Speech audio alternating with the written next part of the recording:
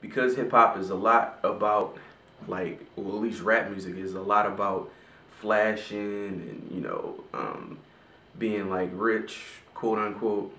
I think in the lyrics themselves, hip hop markets like cars and jewelry and all that stuff indirectly. And then some rappers actually started capitalizing off of it, and also some businesses started capitalizing off of it. So, for example, when Nelly made the song Air Force Ones, and Nike kind of like took a look at it and realized how popular he was and was like okay with it. Um, I don't think that it takes away from music. I think people may be detracted by it, but I think ultimately it's just really about the artist's popularity. Um, if uh, if Nelly or Jay-Z or Kanye West can sell, some McDonald's French fries better than Brian Gumble or somebody, then McDonald's is smart for it. I don't think it takes away from Jay-Z's image or anything. Honestly, the way that rap is today, I mean, people probably look at it as a good look if somebody like Kanye West or T.I., somebody is promoting some product, because they realize that it's all a part of their grind or all a part of whatever their hustle is, and that they can see that it's bigger than rap. I think hip hop purists probably find it a little odd, because I think with anything, when you love something, you try to keep like purity. You know what I mean? So I think if if I love, I'll use KRS-One as an example because he's like an icon in hip hop.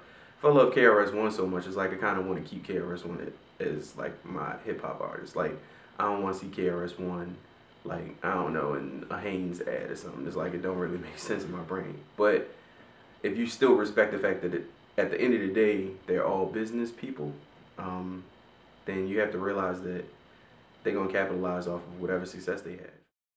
Absolutely. As a matter of fact, if anybody's looking for a rapper to market that product, I'm ready and willing.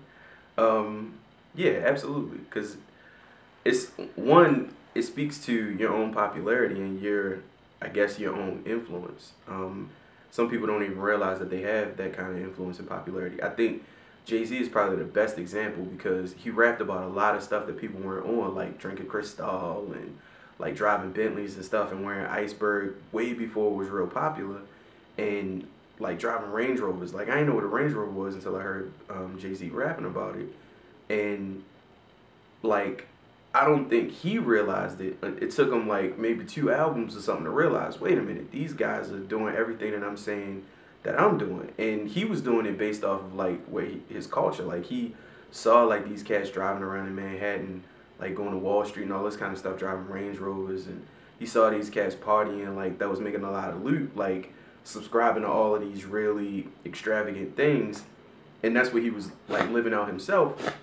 But everybody else in the country didn't know about that stuff. Like, I'm growing up in Baltimore, I don't see no Range Rover driving down the street. Like, I mean, the most expensive car I might see is a Mercedes, maybe, but it ain't like, some special Mercedes like, the ones that he's rapping about. So I think when he realized it, he started to capitalize on it. Started like, his own clothing, started his own like shoes. He got the Pro Kids deal, and started making like S dots and all that with Reebok. And I think that it's just all a part of business. So if somebody approached me and was like, hey, you ready to sell stuff, I think I would, one, be like, wow, do I really have that influence? Like, am I really that popular, and are people really listening to me that much that I'm worthy of selling whatever your product is?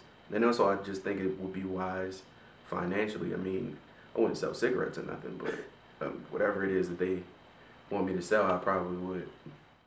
I think definitely, yes.